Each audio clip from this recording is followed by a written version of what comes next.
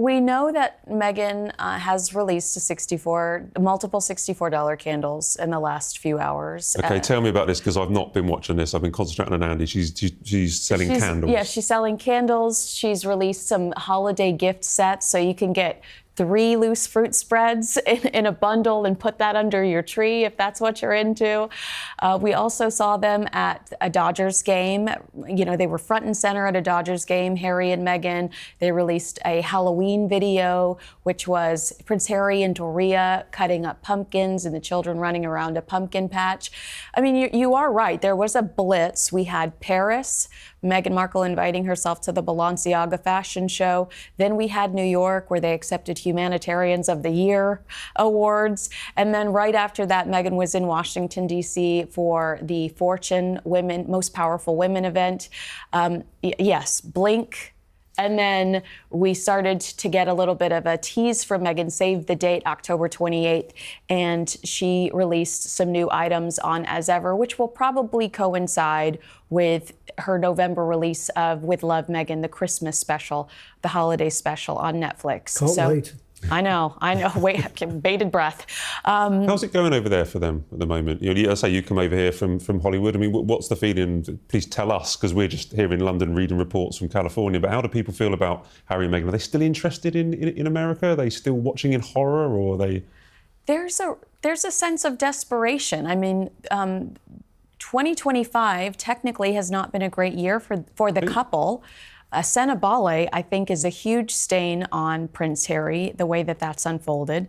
African Parks Charity, we learned through Sherry Blair's firm that they did find violations. They did find that there were assaults in some of the cases where there were accusations, but Sherry Blair, her team was informed by African Parks that she could not share those specific results with us. So that's 2 of Prince Harry's charities that are in jeopardy. He also recently lost a dear friend who used to be his communications director, who was on the board of Invictus. That person just stepped down. Meghan just lost her 10th publicist, who she'd stolen from Netflix. That was a great coup. They said, she was only here on a temporary basis to help us navigate With Love, Meghan. Well, does that mean With Love, Meghan is over? So there is a sense that these 2 are very desperate for a win. What happened to Confessions of a Female Founder? Critically, With Love, Meghan, which we saw 2 seasons of this year, was a bomb. So I think that they kind of throw everything at the wall and see what sticks, and nothing seems to be sticking. Somebody used the word spaghetti. Kinsey Schofield is calling it what many royal insiders have quietly whispered for weeks. Meghan and Harry are plotting something big. A Christmas reveal. Not a charity announcement, not goodwill, but a carefully timed PR bombshell. After months of dwindling influence, fading relevance, and internal tension, it seems the Sussexes may once again be using the most sacred royal holiday to push their own narrative. And the timing? Cynical, deliberate, and cold. It's become a pattern. Every year, as the royal family gathers for peace, the Sussexes grab the spotlight. Remember the Netflix docuseries? The Oprah interview? The memoir Spare? All perfectly timed around key royal events. Kinsey Schofield notes that this year feels no different. Sources in Montecito say Meghan and Harry have been working behind the scenes on something special, whether it's a photo drop, a new media deal, or a tell-all spin. But here's the twist. Insiders say the couple's team believes the public is ready to see them as victims again. And that's what makes this Christmas plan so calculated. A spaghetti in a single skillet, or is that that's what the haters are making at home, she told Bloomberg. Throw spaghetti at the wall and see what sticks. Yeah. I mean, it's only October. Okay, so we've still got 2 months to go. So let's see. Okay, all right, glass half full. Who's had the worst year then? Like, you've just, a cutting review of what's happened with Team Sussex this year. Who's had the worst year? Is it the ex-Yorks or the Sussexes? It's the ex-Yorks. It's the ex-Yorks. Yeah, because I know that they don't deserve Royal Lodge, but Royal Lodge became their sanctuary. and that's been disrupted. And now they have to find a new path. And what I will say about Harry and Meghan is that they paid for their own house. So the royal family can't come in and say, we're going to take this Montecito mansion from you. That is their sanctuary and will remain their sanctuary. But I'm sure that Prince Andrew's unsettled with the fact that he's going to have to leave. He's paid £8.5 million. That's true. That's true, Dickie. Okay. The privilege of living in Royal Lodge, and it's really up to the Crown Estate. If he doesn't keep it up to scratch, which is part of the lease agreement, then they can boot him out. I should have asked earlier, Dickie, do you think he should be booted out of Royal Lodge?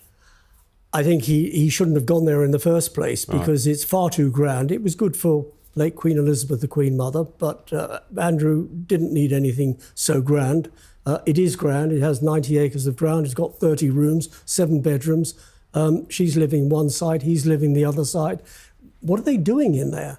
He's not entertaining. He has no official estate. Not walking the corgis. He's not walking the corgis. He has no official status, so they're not entertaining.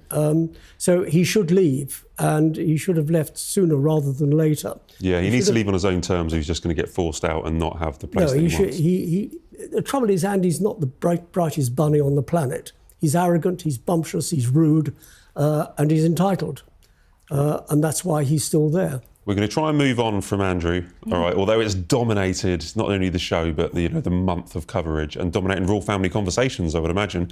And before we do, just a quick word from both of you. Andrew and Harry are called the Dukes of Hazzard. Do you know this behind the scene? You remember the Dukes of Hazzard from the 80s? Which of the Dukes of Hazzard do you think gives the king the greatest headache? Let's be honest. Nothing the Sussexes do is accidental. Every move is orchestrated, scripted, branded. Kinsey Schofield, who has covered their media strategy for years, says their Hollywood circle is growing nervous. Netflix views are down, Spotify is done, and public sympathy is evaporating. So what do you do when your empire is slipping? You stage a reintroduction. And what better time to sell that image than Christmas? The season of forgiveness, family, and second chances. Reports say Meghan wants to show herself as the Mother of Grace. Perhaps a warm family video with Archie and Lilibet, echoing Diana's compassion but polished for Hollywood cameras. Meanwhile, across the pond, the palace isn't fooled. King Charles, William, and Catherine are said to be on high alert. One royal aide told a UK paper, "Every December we brace ourselves." Kinsey believes the firm is done playing defense. After years of blindsides, they won't let the Sussexes hijack the royal message again. Especially not at Christmas, the Queen's most cherished tradition. For the Windsors, this isn't just about pee. It's about respect. And Meghan's timing once again feels like a slap in the face. I would say Prince Andrew, because morally there is questionable behavior. He says he did not touch Virginia Giuffre, but I think people feel betrayed by the emails where we see that he lied to us in the BBC interview. I think Prince Harry's actions have been disloyal and reckless to the monarchy, but not as immoral as what Prince Andrew has been accused of. Well, I think it's time-related, isn't it? Because if you go on Prince Harry, then it's the Oprah interview, the 6 hours of Netflix, the book Spare. That was in a time capsule between 21 and 24. Whenever there's something important for Prince William, Meghan Markle and Prince Harry seem to have a new announcement or something. Will it be the Christmas special? Will she do media for the Christmas special and mention things like healing, like she did in Washington, D.C., how she needed to heal after she was a member of the royal family? I mean, I remember being in Boston and them releasing the Netflix trailer around the same time that William was trying to have All Eyes on Earth shot. So just patiently wait and see. I might just be a negative Nancy, but I suspect we'll hear from the Sussexes around William that time is man enough to rise above it. Always. Well, let's wait and see. We'll have plenty to talk about next week. But before we go, we've just got time for our traditional quickfire questions. Now, I haven't told the producers this, but I'm changing this a little bit. I've got a new idea. All right, so let's see how it goes. Okay, if you say the same answer as I'm thinking, I'll give you a point. Okay. There's no prizes, only entertainment is what's the prize. What's the point of it? Yeah. Okay. Well, what's the point of a point if there are no prizes? Well, I'll get you a cup of tea afterwards, peppermint tea. Right. So British. So the first question, which royal house would you most like to live in? Windsor Castle. Adelaide Cottage. I'm afraid neither of you get any points. It's Dumfries House. Dumfries House has recently been given a Michelin key as being one of the best hotels in the UK. Nice. Yeah? This is going well, isn't it? Which royal would be the best chef at the shop prize? Prince William. He's shown his prowess when he was at university with a frying pan and a spatula. I think he'd do pretty well at. I think Catherine is so cute in the kitchen with her children when they were making cookies. We've seen some of that on social media, pictures of Catherine and the kids in the kitchen. So I'll say Princess Catherine. I think you've got a point. I think the point was Meghan Markle because I wanted to see That is flower so sprinkles. rude. That is so I wanted to see flower rude. sprinkles. Okay, right, final. Vegan right. flower sprinkles. You've got to get a point here, right? Okay. Which royal would you least or most? So you've got two options. Which royal would you least or most like knocking on your door for trick or treat on Halloween? Well, most is Prince William. Hey. Most is Princess Royal. Okay. Least is Meghan Markle. Yeah, I go along with that. Well, the correct answer was Prince Louis. Oh my gosh, how cute! Yes, I would Imagine love Prince that. Louis turning up trick or treat. So I adorable. think that's a bit unfair. I mean, you should have made clear right at the very beginning, working royals rather than children. Wow. However, You've been show. challenged. Tom Bower and Kinsey Schofield have both hinted at the same uncomfortable truth: money. The Sussex brand is fading fast. Their charity donations are questioned, their public image fractured, and their Hollywood contacts cooling. So yes, a Christmas reveal might not just be emotional, it could be financial. A fresh wave of attention brings partnerships, interviews, and clicks. But it's also about power. Meghan reportedly feels she has been sidelined by Catherine's rising global profile, and she's determined to reclaim the spotlight, even if it means stepping on royal toes to do it.